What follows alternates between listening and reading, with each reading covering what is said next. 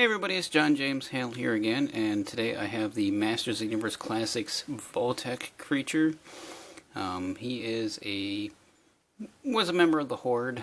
It was a figure that was supposed to come out in March, but got delayed, and it just finally showed up at my doorstep. It is in the standard Matty Brown, Matty Collector Brown box that they've been using. It came pretty dinged up when I received it. This is one of the figures that I really wanted to get my hands on, and I was bummed out that it was delayed for so long, but he finally did show up.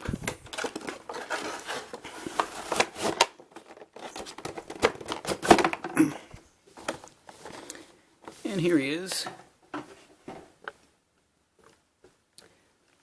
He does come in the typical packaging that they've been doing since like 2009 now. So there's nothing really new there. The evil flying zookeeper. I'm kind of glad it says that. I have seen or read some complaints about his eyes. And this one is a really nice eyes on him, which made me happy, because that's one of the things that really bothers me with this toy line, is that something's just that important is usually always messed up on the last few figures that I had, but this one is really well. The second figure I received, though, if you notice, he's got a wandering eye on this side. So out of the two that I picked up, one of them is really, really good, and the other one is just a little bit off. But there's been a few that have had some that were really off.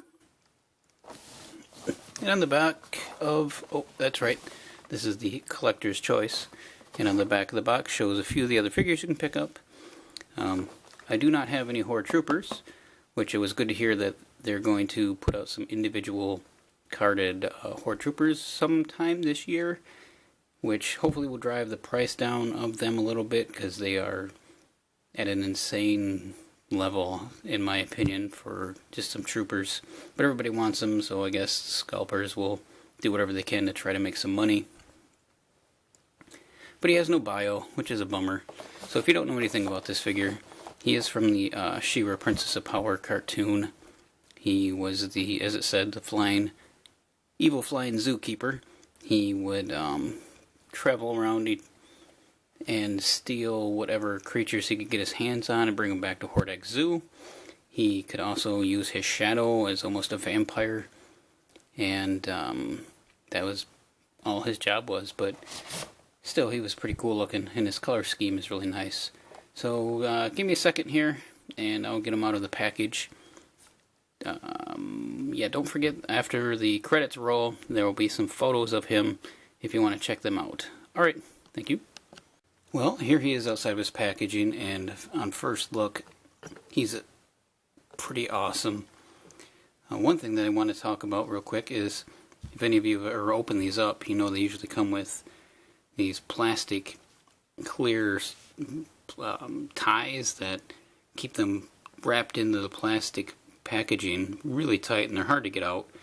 And now I noticed they changed them to, I don't know if you can see it here, but this little tiny thing is all that it was that holds his feet, his hands, and it was easily clipped and made him really simple to get out of the package. And notice when I'm first touching him here, he's really loose. I don't know how much of a problem that's going to be, but we'll see. Yeah, he's real loose.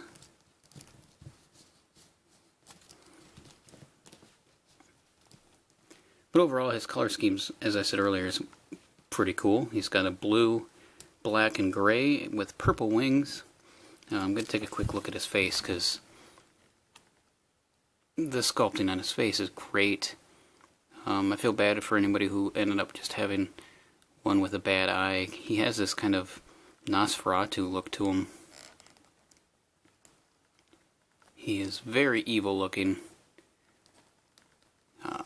Probably one of my favorite face sculpts so far. He does have a little bit of shading on his mouth where his teeth go. Other than that, he's pretty basic paint job on the head. He has kind of a standard almost Horde Trooper-esque top for his armor piece. It is removable. There are these little pegs that you can take off, which means his wings are also removable. I am noticing already he's starting to have a hard time standing. His ankles are a little weak.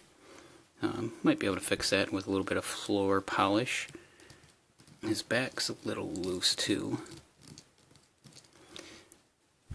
Yeah, he's having a hard time standing. His wings are really heavy, but his wings are very beautifully done.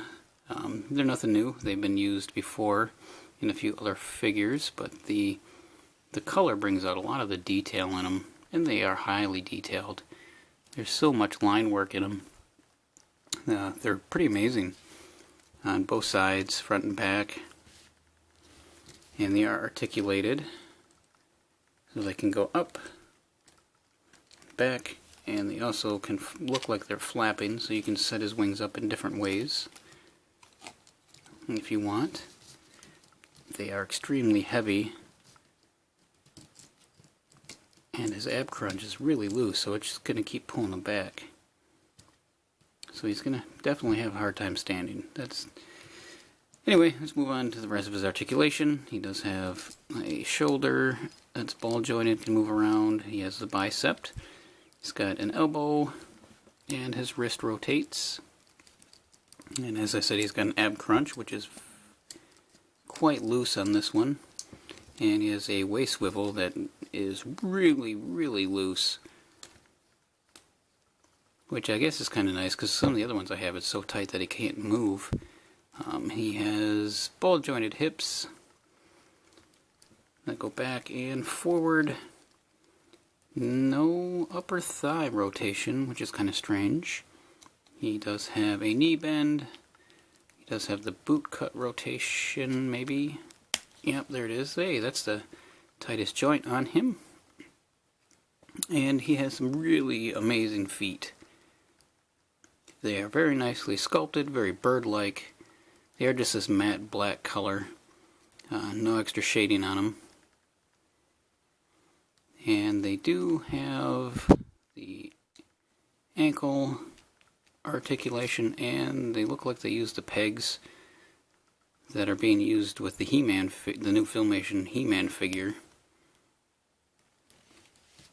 Which I don't know if that's why they're so loose. He does come with several accessories. See if he stands up in the background.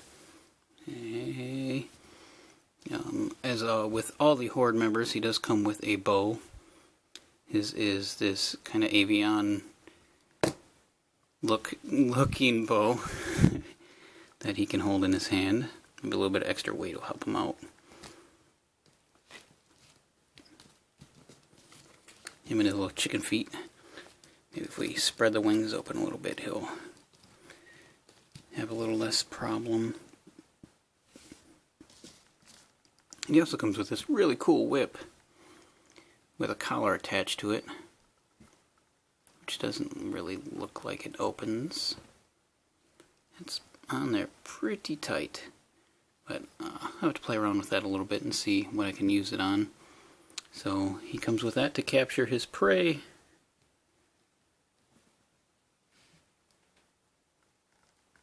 And it does fit in his hand very well. It almost looks like he's got one of those invisible pets he's walking. Hey, alright, he might stand up alright on the shelf. So that's something to look out for when you're picking him up. Is that some of them might be loose.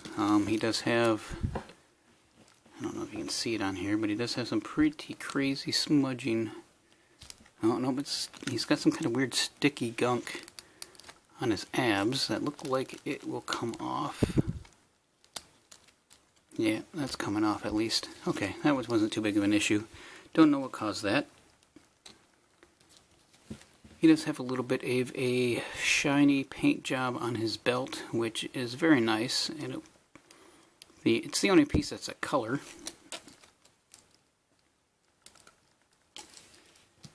Overall, he's really cool. I just wish he wasn't so loose. He's a great figure otherwise. I really like his face. His face sculpt is great.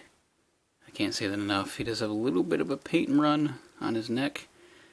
I've been picking up 2 of these. I was going to possibly sell one of the sets later for anybody who wasn't able to get them, but I really like this one. It might be fun to do a custom version of one in a different color scheme.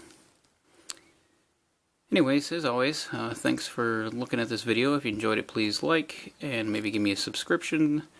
And if you remember, stick around after the credits and I will post up some photos of him. And I'll see you around.